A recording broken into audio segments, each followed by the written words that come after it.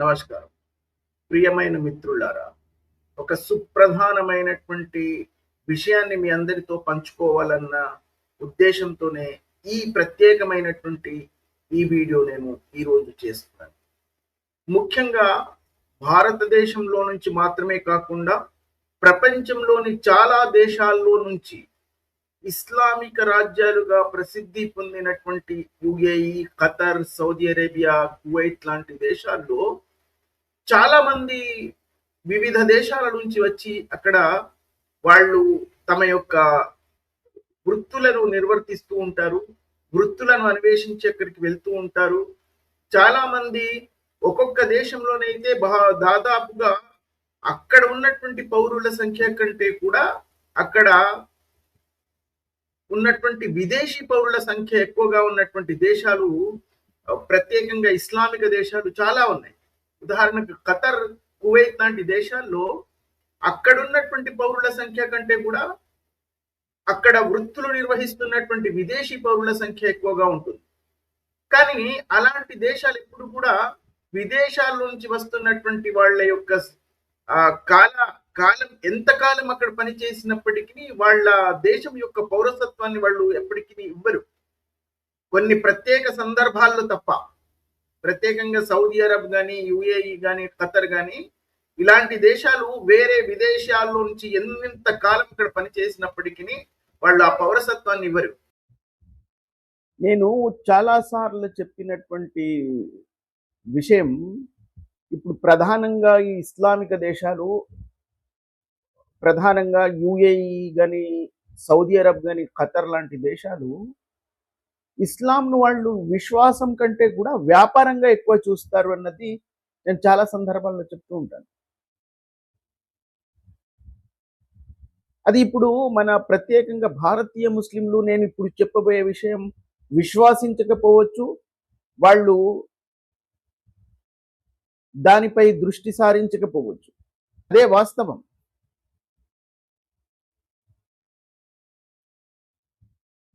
నేను చాలా సందర్భాల్లో చెప్పినటువంటి విషయానికి ఇదిగో సాక్ష్యం ఇప్పుడు యునైటెడ్ అరబ్ ఎమిరేట్స్ అన్న దేశం నుంచే వస్తుంది. వాళ్ళు ఇస్లాంను విశ్వాసం కంటే కూడా ఎక్కువగా వ్యాపార పరంగానే చూస్తారు. దాన్ని విశ్వాసంతో నరనరాన జీర్ణించుకొని ప్రపంచంలో పిచ్చివాళ్లలాగా తిరిగి ప్రవర్తించరు. వేరే దేశాల్లో ఉన్నటువంటి ఇలాంటి పిచ్చి వాళ్లకు ధన సహాయం చేసి చేయిస్తారు, కానీ వాళ్ళు చెయ్యరు, వాళ్ళు ప్రవర్తించరు. ప్రత్యేకంగా వాళ్ళ యువకులను ఆ మార్గంలోకి వెళ్లకుండా నిషేధిస్తారు, నిరోధిస్తారు. దానికి సాక్ష్యమే ఇప్పుడు ఈ వీడియోలో మీకు నేను చూపించబోతున్నది. వాళ్ళు ఎవరికి పౌరసత్వం కూడా ఇవ్వరు. ఎంతకాలం పనిచేసినప్పటికీ మీరు వచ్చి అక్కడ మీ వృత్తులు నిర్వహించాలి, దానికి తగినటువంటి ప్రతిఫలాన్ని తీసుకోవాలి, మళ్ళీ మీ దేశాలకు వెళ్ళిపోవాలి. అదే మన పాశ్చాత్య దేశాల్లో, యూరోపియన్ దేశాల్లో కొంతకాలం, పరిమితమైనటువంటి కొంతకాలంలో మీరు అక్కడ ఒకవేళ అధికారికంగా మీరు మీ వృత్తి నిర్వహించినట్లయితే మీకు కొంతకాలం తర్వాత అక్కడి పౌరసత్వం లభిస్తుంది. అమెరికా కానీ, బ్రిటన్ కానీ, జర్మనీ కానీ ఇలాంటి దేశాల్లో వాళ్ళు అక్కడ పౌరసత్వం ఇస్తారు. కాబట్టి ఇప్పుడున్నటువంటి ఈ ఇస్లామిక విశ్వాసుల సంఖ్య విపరీతంగా ఆయా దేశాల్లో పెరిగిపోయింది. కానీ అదే ఇస్లామిక దేశాలు మీరు ఎంతకాలం పనిచేసినప్పటికీ ఆ వాళ్ళ దేశం యొక్క పౌరసత్వాన్ని వాళ్ళు కొన్ని ప్రత్యేక సందర్భాల్లో తప్ప ఇవ్వరు. అయితే ఈ వీడియో నేను ఉద్దేశించింది ఈ పౌరసత్వం గురించో లేకపోతే ఆ ఇస్లామిక దేశాల యొక్క చరిత్ర చెప్పడానికో కాదు.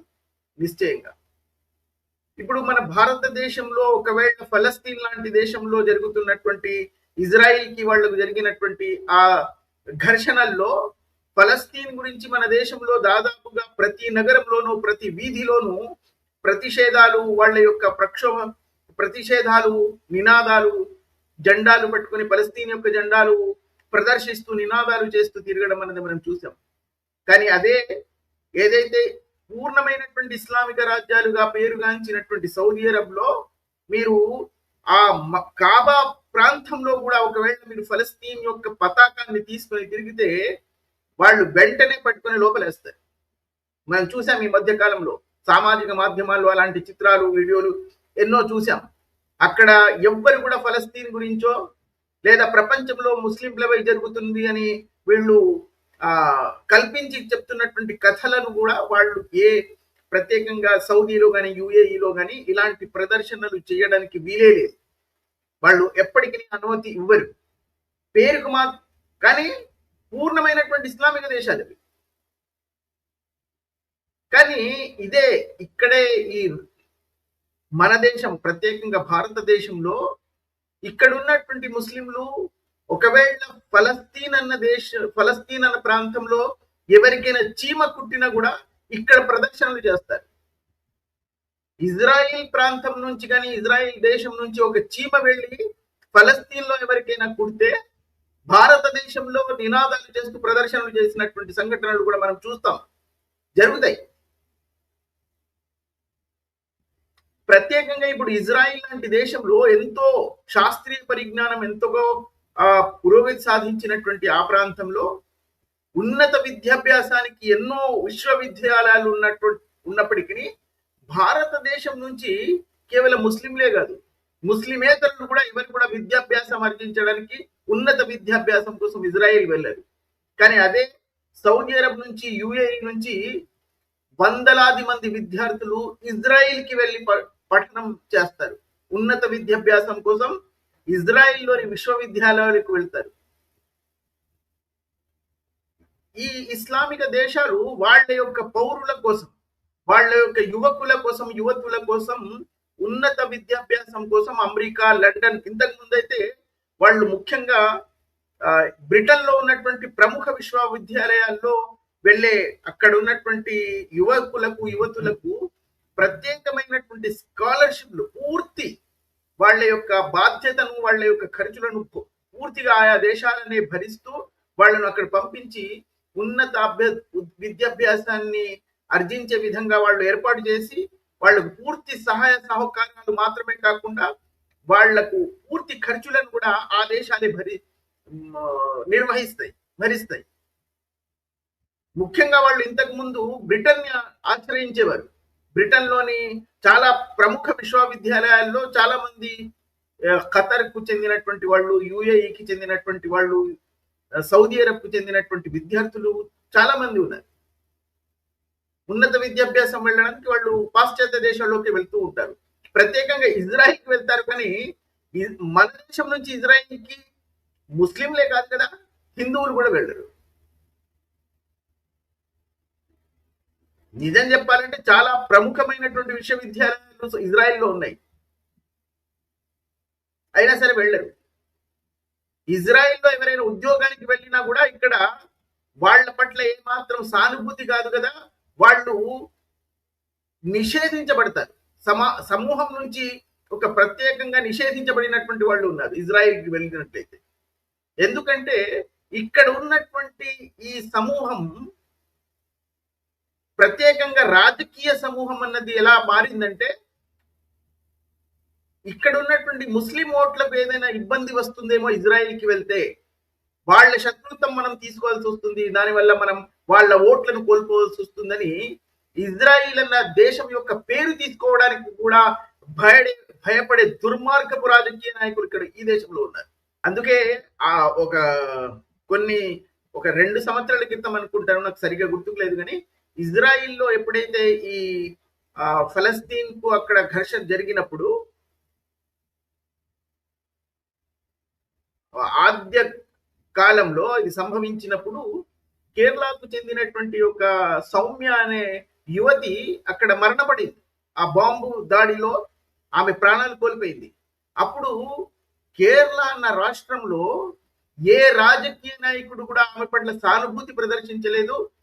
ఎవరు కూడా కనీసం సామాజిక మాధ్యమాల్లో సైతం ఆమెకు సానుభూతి ప్రకటించడానికి భయపడ్డారు.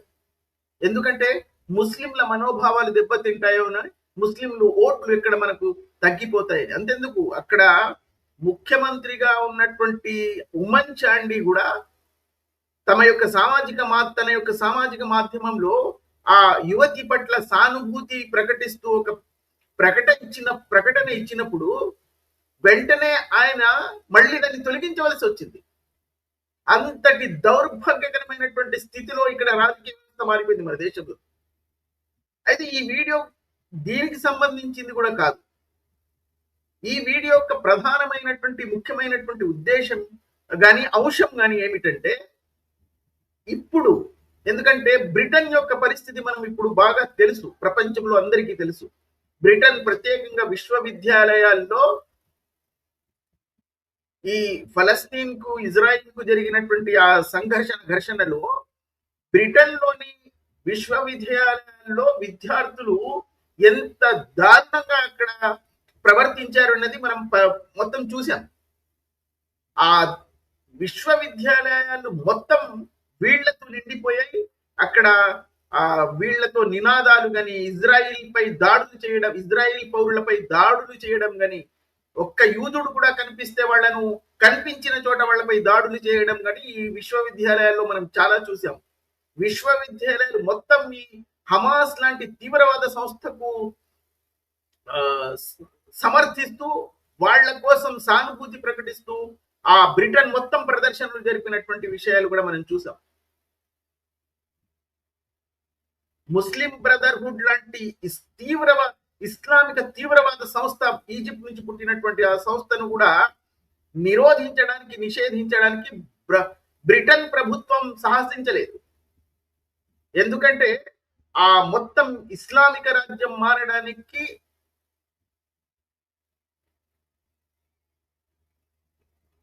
అది ఎంత దగ్గరలో ఉందో ఇప్పుడు మనం చూస్తూ ఉన్నాం.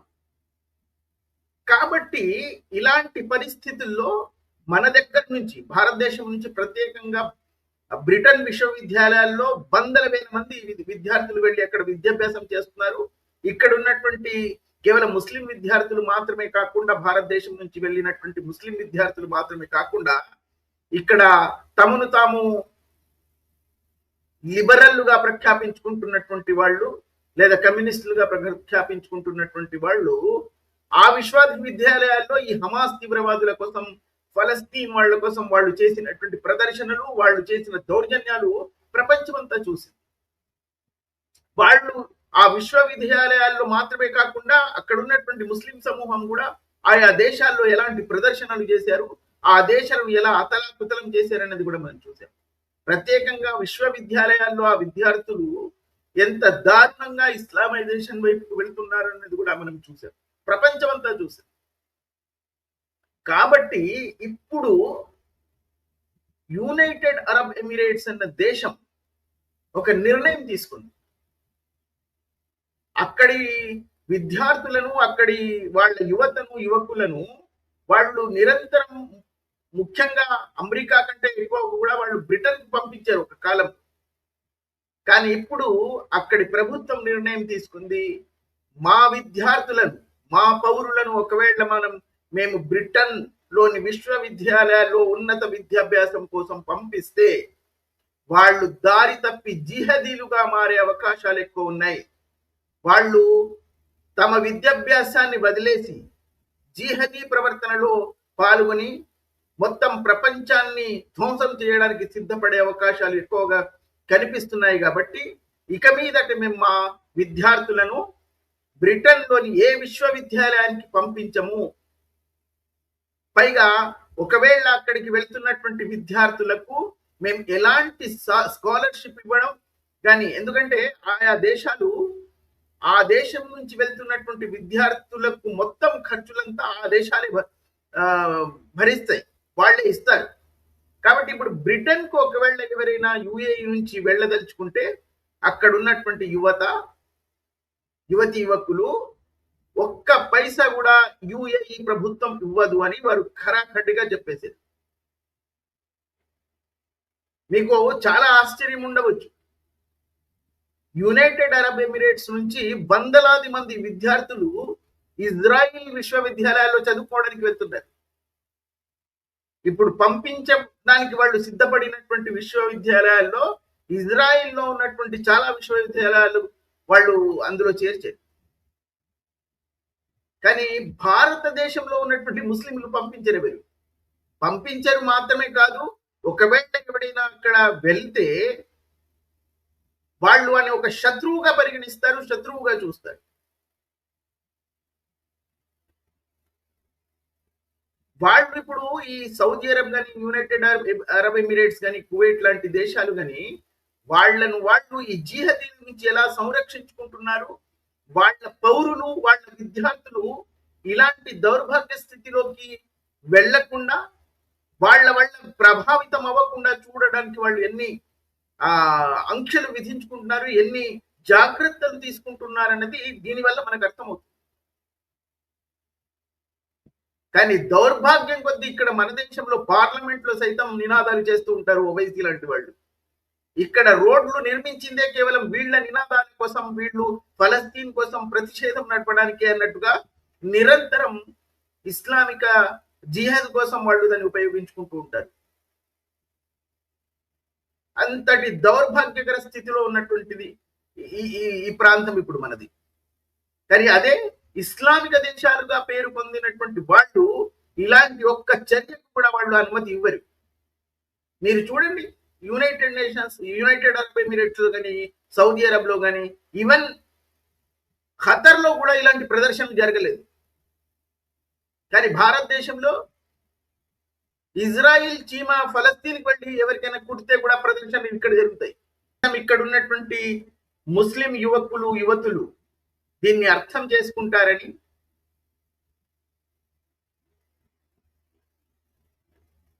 ఇస్లాం ఎక్కడి నుంచి అయితే ప్రారంభమైందో వాళ్ళే ఇలాంటి ఈ జిహాదీ ప్రవర్తనను నిషేధించుకుంటున్నారని, తమ విద్యార్థులు ఎక్కడ ఇలాంటి ప్రవర్తనకు ఆకర్షితులై ఇలాంటి వాటిని ప్రవర్తనలో వాళ్ళు భాగమవుతారు అని భయపడి వాళ్ళు ఆయా దేశాలకు వాళ్ళ విద్యార్థులను పంపించడానికే నిషేధించారు, నిరోధించారు.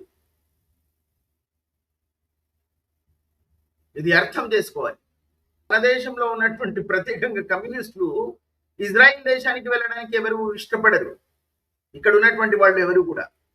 కానీ అదే మట్టికి చున్నానికి కూడా పనికిరానటువంటి కమ్యూనిస్ట్ దేశాలు, క్యూబా లాంటి దేశాలకు వెళ్తారు సందర్శనకైనా సరే.